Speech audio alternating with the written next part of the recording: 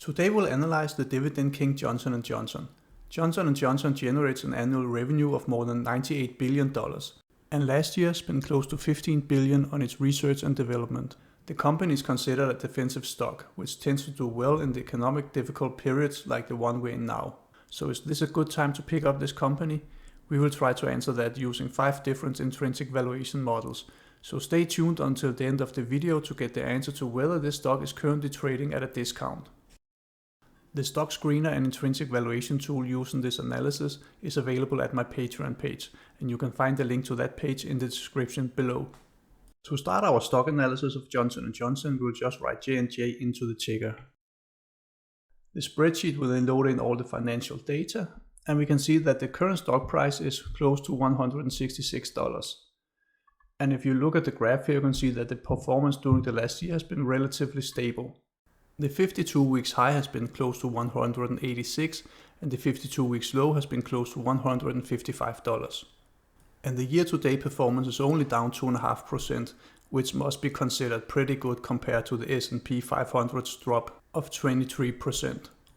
The price to earnings is currently 24, which can neither be considered really high or really low compared to other pharmaceutical companies.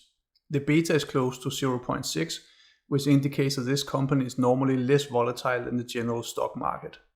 And if we look at the dividend, it currently pays a dividend of $4.52 per year, which corresponds to a yield of 2.71%, which is pretty nice considering that this company had paid out increasing dividends for over 60 years to its shareholders. And the financial situation of this company is quite good, as JNJ is only one of 2 US companies with a AAA rating according to Standard & Poor's. But before we go to the intrinsic analysis, just a short disclaimer. I'm not a financial advisor, and the following content is only for educational purposes and should not be considered as financial advice. The first intrinsic valuation model we will look at is Graham's valuation, or more specific, Graham's revised valuation. In this valuation model, we find the company's fair value by taking the earnings per share and multiply it by 7, and 7 corresponds to a PE of a company with no growth. To that we add 1G, where G is the growth rate projection. I've done some research. I found a growth rate projection of 5% for Johnson & Johnson, which I've added here. And then we multiply that by 4.4, which corresponds to the average yield of a AAA corp bond. And that is then divided by the current yield of the AAA corp bond, which is at 4.35%. And that gives us our intrinsic value of $83.51. And as the current stock price is close to 166, this intrinsic valuation is almost 50% below that. Our next intrinsic valuation model is the multiples valuation model, also called the comparable company analysis. And here we find companies that are similar to Johnson & Johnson, and I've added 6 of those here, all pharmaceutical companies. And then we find the PE values of these companies, find the average PE, which is then multiplied by the earnings per share for Johnson & Johnson. And that gives us our intrinsic value of $170.46. And as you can see, that is just above the current stock price of $166. So when we apply our margin of safety of 25%, we get an acceptable buy price of $127.85. The next intrinsic valuation model is Peter Lynch dividend adjusted fair value.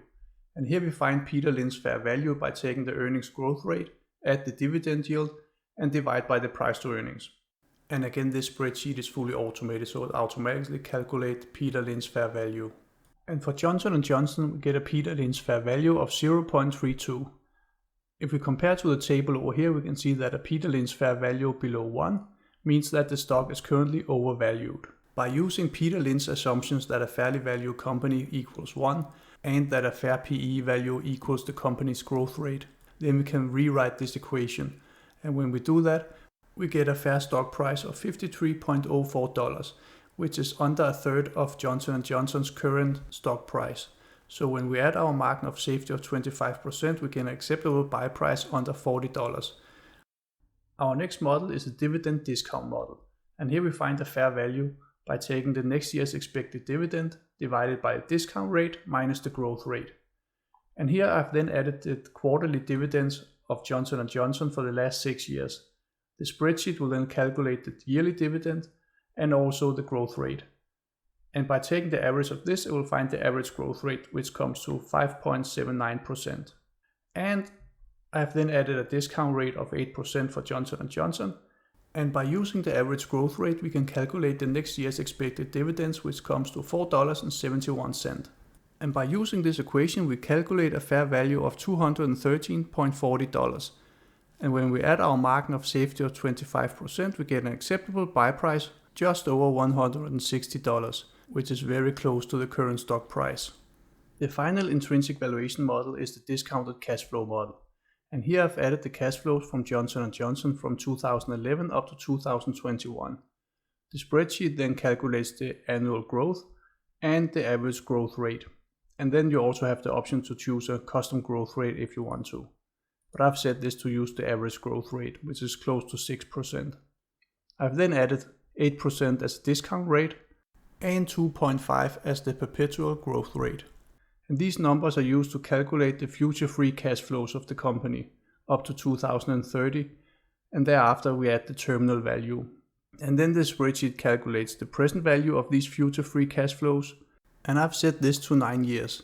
And the spreadsheet then calculates the sum of the future free cash flows, and to that is added the cash and cash equivalents. And then we subtract the company's debt, and that gives us the equity value of the company, which we then divide by the shares outstanding. And when we do this we get a discounted cash flow fair price of $176, which is just above the current stock price of $166. So when we add our margin of safety of 25%, we get an acceptable buy price of $132.15. On the final page we have the summary and watch list, and here we have our results from our 5 different intrinsic valuation models. And when we expect these results we can see that 3 of them are grouped fairly close together, with Graham's revised valuation somewhat lower. And then we have Peter Lynch's dividend adjusted fair value, which is really low, and I see this as a kind of an outlier, and therefore I will choose to exclude it from the calculation of the average intrinsic value. So when we do this we get an average intrinsic value of $160.89, which is just below the current stock price of $166, and the difference is 3.5%. So if we add our margin of safety of 25% on top of this, we get an acceptable buy price of $120.67, and therefore we get a sell signal for this stock. It thereby seems like Johnson & Johnson is fairly valued at the moment, but might not yet represent an attractive buying opportunity. I will now add Johnson & Johnson to our watch list together with all the other stocks we have analyzed so far on this channel, and the full watch list can be found on my Patreon page together with other tools for stock analysis and intrinsic valuation. You can find a link to this page in the description below. If you like this video, please consider to hit the like and subscribe button in order to get more content like this in the future. And until next time, have a great week.